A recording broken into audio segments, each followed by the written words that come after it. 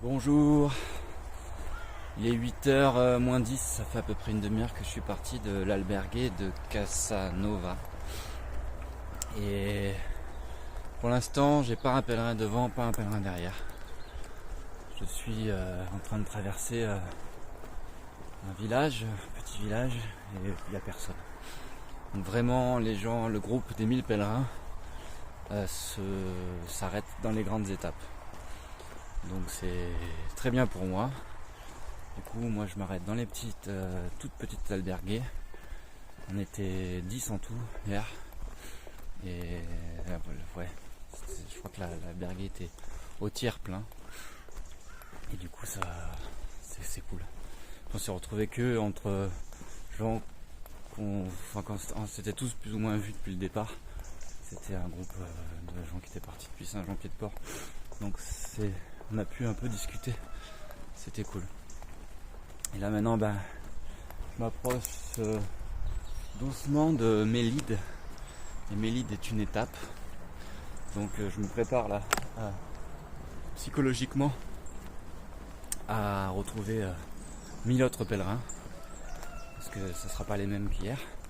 Ce sera une étape, j'avance, je fais une étape et demie tous les jours à peu près. Donc je me prépare. Mais ça va. Je suis dans l'acceptation. Donc voilà, maintenant ce soir du coup vu ce qui se passe, je suis un peu obligé de prévoir là où je vais aller.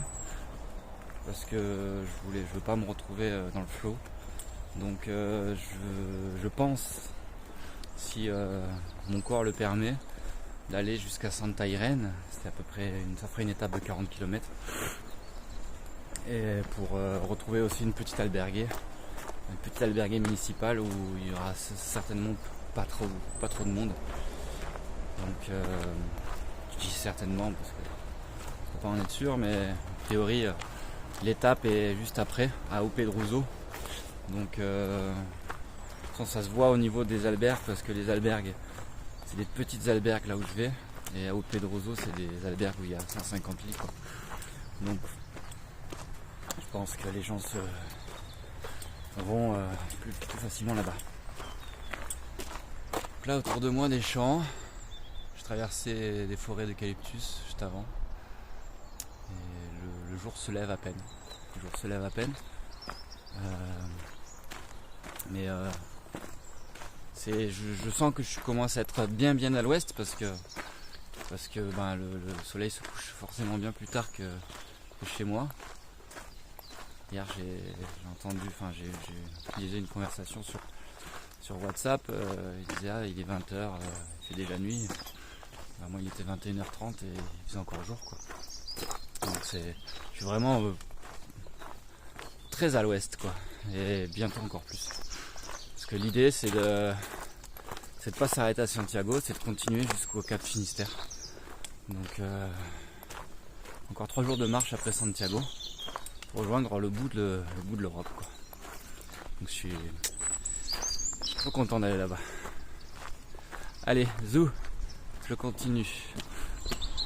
Ah si, il y a quelqu'un qu'il faut que je vous présente là. J'arrive, je sais pas où, à Okoto. Là je suis dans un village. Il y a un gars que j'ai vu depuis longtemps, je vais vous le présenter. C'est lui. En fait je vais le chercher, je vais chercher lui. Il s'appelle Saint-Jacques.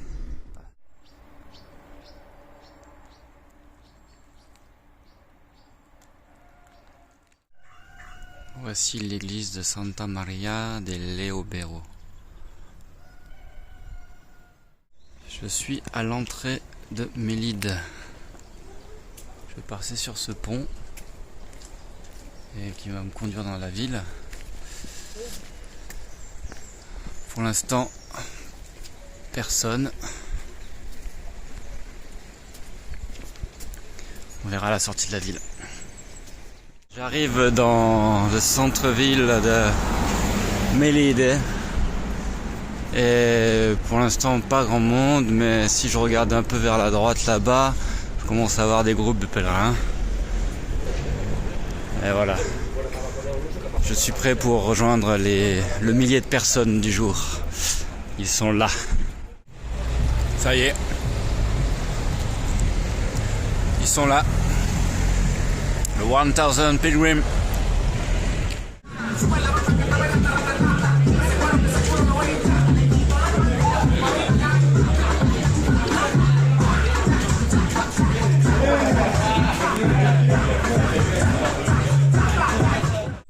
Oui, je viens de doubler un groupe de 100 personnes à peu près.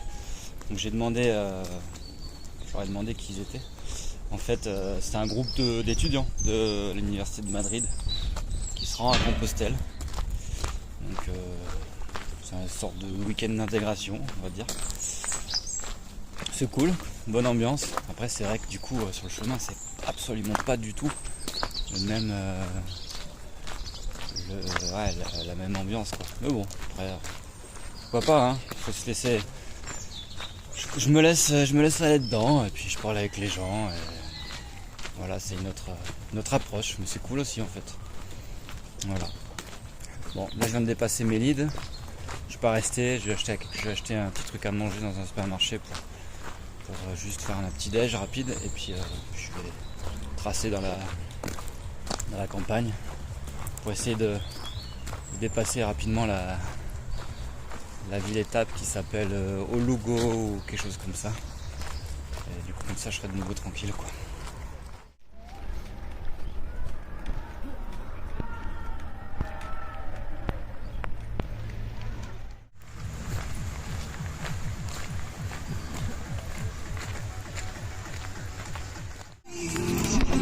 Buen camino.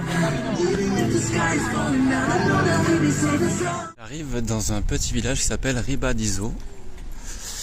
Et maintenant je cherche de l'eau à Ribadizo. Il y a beaucoup moins de fontaines là sur les 100 derniers kilomètres, c'est assez dingue. En fait, c'est fait exprès pour aller dans les bars quoi. Donc faut trouver quoi. Il est à peu près 12h30 et j'arrive à Arzua, la ville-étape. Donc il y a beaucoup de monde ici. Je vais acheter à manger et je retourne dans la pampa.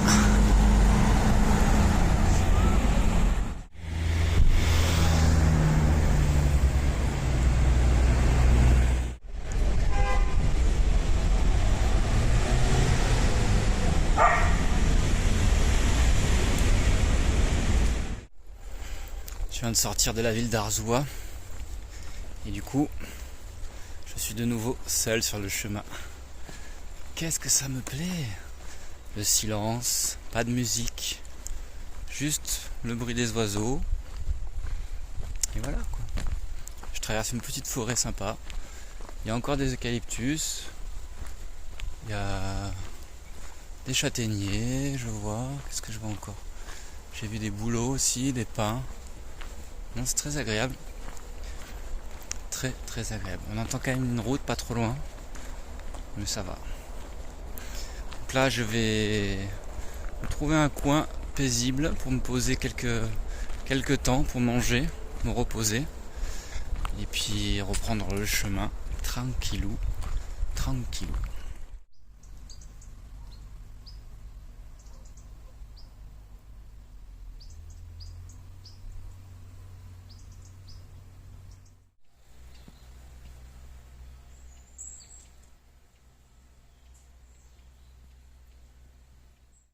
Ça fait quelques heures que je marche depuis Arzua et j'ai quand même de la difficulté à trouver de l'eau en fait sur le chemin, cette partie du chemin. En fait les fontaines soit il n'y en a pas, soit elles sont bien dissimulées, soit carrément elles fonctionnent pas. Donc du coup c'est bien, ça fait fonctionner les cafés. Mais bon c'est vrai que c'est un peu compliqué quoi, si tu veux juste boire de l'eau. T'es obligé d'aller consommer quoi, parce qu'en plus on t'en donne pas forcément. Enfin, donc Donc ouais, c'est un peu, ouais, c'est ça ça me chagrine un peu. La fin du chemin là-dessus, c'est que du coup, c'est clairement, enfin voilà, vu qu'il y a beaucoup de monde, ben c'est clairement, c'est touristique quoi. Donc voilà, on devient clairement ouais, enfin, on est clairement visé là en tant que pèlerin et c'est voilà. Bon après c'est voilà, je comprends, hein, c'est le jeu. Hein. Mais bon, ça fait bizarre en fait entre le contraste qu'il y a entre avant et maintenant quoi. Donc ouais, en tout cas si vous faites le chemin, bah, préparez-vous psychologiquement à avoir un bon changement quand même au niveau des 100 km. Prévoyez quand même de l'eau suffisamment. Là d'habitude je remplis qu'une gourde parce que ça suffit. Là demain je remplirai les deux quoi. Parce que sinon c'est galère après. Bon, on meurt pas de soif, hein. Il suffit d'aller dans un café et de consommer quoi. Mais bon, c'est voilà, si on n'a pas prévu, c'est jamais cool quoi. Bon. Donc là je me dirige vers Santa Irene. Il y a une alberguée municipale. Je vais aller voir. Je pense qu'il y a de la place. Vu que je suis entre deux. Enfin, je suis avant la grosse étape, avant Puedroso. Et du coup, logiquement, les gens vont tous dans les grosses étapes. Donc, je vais voir. Voilà un exemple. Je suis dans une aire de repos pour pèlerins, mais il n'y a pas d'eau. Pourtant, c'est bien marqué eau potable. Ils ont tout carrément enlevé les robinets, quoi. Bon les amis, je vais vous dire à demain. J'ai trouvé une place dans l'albergue de Santa Irene. Du coup je vais me coucher parce que je suis naze. J'ai fait 40 bornes aujourd'hui. Et demain matin il faut que je me lève tôt. Parce que il faudrait que j'arrive assez tôt à Santiago. Parce qu'apparemment il n'y a plus de place dans les albergues. Donc il faudrait que je sois avant les Turigrino. On les appelle touristes et pèlerins en fait. Ça fait Turigrino. Voilà. Donc voilà, il va falloir se lever tôt demain. Allez, à demain.